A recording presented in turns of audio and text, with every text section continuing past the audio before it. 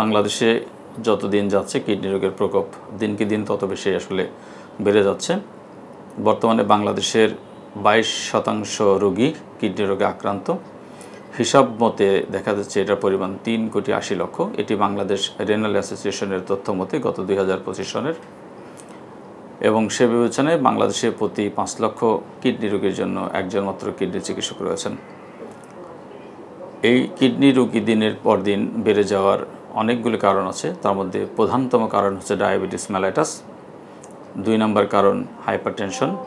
এছাড়া কিডনির নিজস্ব কিছু অসুখ আছে যেটিকে বলে গ্লোমেরুলোনেফ্রাইটিস। বংশগত কিছু অসুখ আছে, কিছু সিস্টিক ওষুধ আছে। হঠাৎ করে বিভিন্ন ইনফেকশনজনিত কারণে বেড়ে যাওয়ার কারণ আছে। কিছু অটোইমিউন ডিজিজ আছে যেমন এসএলই, সেটা একটা ব্যাপার।